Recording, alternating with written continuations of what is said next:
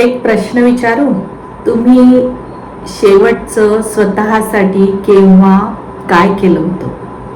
स्वतःसाठी छानशी एखादी साडी खरेदी केली होती, किंवा स्वतःला हवं आहे म्हणून पाहिजे त्या ठिकाणी फिरायला गेले होता, कुणालाही न विचारता, कुणाचीही परवानगी न घेता आणि कुणाचाही विचार न करता फक्त स्वतःला हवं आहे, स्वतःची इच्छा होते आहे म्हणून कुठेतरी फिरायला जाणं किंवा स्वतःच्या मनाचं करणं, असं तुम्ही कधीतरी जगला होतात का? तर तुम्हाला कदाचित हे आठवायला वेळ लागत असेल, परंतु प्रत्येक स्त्रीला जन्मापासून हेच शिकवलं जातं की स्वतःसाठी न जगता इतरांसाठी जगायचं असतं. लहानपणी ती आईबाबांसाठी जगत असते, मोठी झाल्यावर, लग्न झाल्यावर ती नवऱ्यासाठी, घरासाठी, सासू सासऱ्यांसाठी जगत असते. आणि या सगळ्यांचे मन सांभाळता सांभाळता ती स्वतःचा विचार कुठेतरी बाजूला ठेवते, स्वतःकडे ती दुर्लक्ष करते. परंतु ती स्वतःला मागे का ठेवत असते? तर लहानपणापासून तिला शिकवलं जातं की तू जर असे केलेस, तुझ्या मनाप्रमाणे वागलीस तर तुला लोक काय म्हणतील. आणि जेव्हा ती लग्न होऊन तिच्या घरी जाते तेव्हा नवीन माणसं, नवीन जबाबदाऱ्या, नवीन जागा, त्यामुळे ती अजूनच स्वतःमध्ये नवीन बदल करायला सुरुवात करते. अशा प्रकारे ती सतत इतरांच्या म्हणण्यानुसार किंवा इतरांना काय वाटेल यानुसार स्वतःचं जीवन जगत असते. आणि या जगण्यात ती स्वतःकडे पूर्णपणे दुर्लक्ष करत असते, स्वतःला मागे ठेवत असते. सासरी गेल्यानंतर कुणाला तिचे आवडत नाही तर ती आवडती बाजूला ठेवते. कुणाला तिचे जास्त बोलणे आवडत नाही तर ती बोलणं बंद करते.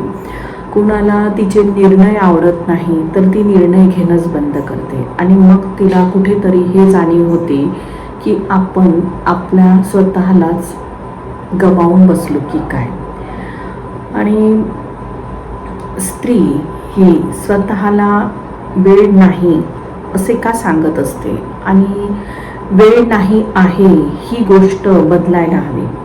कारण ती म्हणते की सगळ्यांचं करता करता मला कुठे वेळ मिळतो, परंतु खरंच वेळ मिळत नसतो का, की ती स्वतःसाठी काढण्याचा प्रयत्नच करत नाही. सर्वांचे जेवण झाल्याशिवाय ती जेवत नाही, सर्व कामं आवरल्याशिवाय ती झोपत नाही. आणि अशा प्रकारे ती स्वतःला महत्त्व देत नाही, ती इतरांना सर्वांच्या आधी महत्त्व देते. परंतु स्वतःलाही प्रायोरिटी स्वतःला शेवटची प्रायोरिटी देणं हे बदलायला हवं, स्वतःलाही महत्त्व द्यायला हवं.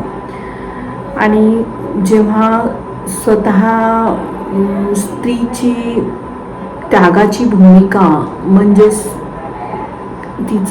तिची घरातील किंमत असते असं नाही, तर त्याग करणे म्हणजे स्वतःची किंमत वाढवणं हे नसते. तर आपण नेहमी स्त्रीला नेहमी हेच सांगत असतो किंवा तिच्याशी बोलत असतो की तू घरासाठी किती करतेस, तू घरासाठी किती सहन करतेस, तू घरासाठी किती त्याग करतेस. परंतु आपण तिच्याशी हे बोलतो का की तुलाही कधीतरी थकायची गरज आहे, तुलाही आराम करायची गरज आहे, तुलाही स्वतःसाठी वेळ काढायची गरज आहे. आणि तू पण तुझ्या स्वतःसाठी तुलाही नाही म्हणण्याची परवानगी देण्याचीही तुला गरज आहे. आणि स्त्री ही स्वतःसाठी जगते म्हणजेच ती स्वार्थी असते असं असतं का? तर नाही. स्वतःसाठी छान तयार होणं हे स्वार्थीपणा नाही आहे. स्वतःवर पैसा खर्च करणं हे स्वार्थीपणा नाही आहे. स्वतः स्वप्न बघणं हे स्वार्थीपणा नाही आहे. कारण जेव्हा तुम्ही स्वतःकडे दुर्लक्ष करता तेव्हा याचा अर्थ असा होत नाही की तुम्ही दुसऱ्यांकडे दुर्लक्ष नाही सॉरी स्वतःकडे जेव्हा तुम्ही लक्ष देतात याचा अर्थ असा होत नसतो की तुम्ही दुसऱ्याकडे दुर्लक्ष करतात. कारण रिकाम्या भांड्यातून रिकाम्या मनातून दुसऱ्यांना कधीच आपण आनंद देऊ शकत नाही. जेव्हा आपल्या स्वतःची आपण काळजी घेऊ, स्वतःला छान पद्धतीने ठेवू, तेव्हाच आपण दुसऱ्यांच्या भक्कमपणे आधार बनू शकू. आणि जेव्हा आपण स्वतःच खूप आनंदाने भरभरलेलं असू तेव्हा आपण इतरांनाही दुपटीने आनंद देऊ शकू. आणि स्त्री ही नेहमी ती असा विचार करत असते की काही तिचे स्वप्न असतात, परंतु ते स्वप्न ती नेहमी तिला असं वाटते की माझे आता वय झाले आहे, तर आता हे स्वप्न पूर्ण कसे होईल, किंवा माझे आता मुलं मोठे झाले आहेत आणि माझं बराचसा वेळ निघून गेला आहे, त्यामुळे मला माझे स्वप्न पूर्ण करता येणार नाही. परंतु तुम्ही तुमच्या 25व्या वर्षी जे स्वप्न पाहिले होते ते स्वप्न कदाचित काही कारणास्तव पूर्ण झालेले नसेल तर ते 40व्या वर्षी पूर्ण करा. 40व्या वर्षी पूर्ण झाले नसेल तर ते 50व्या वर्षी पूर्ण करा. परंतु स्वप्नाला कोणतीही वयाची मर्यादा नसते. म्हणूनच वय झाले म्हणून आपण आपले स्वप्न पूर्ण करू शकत नाही असे नाही, तर तुम्ही कोणत्याही वयामध्ये तुमचे स्वप्न पूर्ण करू शकता. नंतर प्रत्येक स्त्री ही सोशल मीडियानुसार दुसऱ्या स्त्रीशी कंपॅरिझन करत असते. म्हणजे सोशल मीडियावर एखादी सुंदर स्त्री पाहते, तिचे मोठे घर पाहते, करिअरमध्ये ती पुढे गेलेली पाहते, किंवा बऱ्याचशा गोष्टीमध्ये ती आपल्यापेक्षा वरचढ अशी ती पाहते. ती कुठेतरी सुंदर ठिकाणी फिरायला गेलेली असते, ती पाहते. तेव्हा जेव्हा तिच्याकडे पाहतो तेव्हा स्त्रीच्या मनात येते की तिच्याकडे सर्व काही आहे आणि मी त्या दृष्टीने खूप मागे आहे, माझ्याकडे ह्यातील काहीही गोष्टी नाही आहे. परंतु जेव्हा एखादी स्त्री तुम्हाला त्या गोष्टी दाखवत असते, ॲक्च्युली ते तिचं पूर्ण आयुष्य नसते, तर त्या आयुष्याचा काही भाग ती तुमच्यासमोर दाखवत असते. म्हणूनच कुणाशी तुलना केल्यापेक्षा तुम्ही स्वतःचं आयुष्य, तुमचं कालच्या आयुष्यापेक्षा तुम्ही स्वतःला कशा पद्धतीने इम्प्रूव्ह केले आहे ते बघा. आणि अशा प्रकारे तुम्ही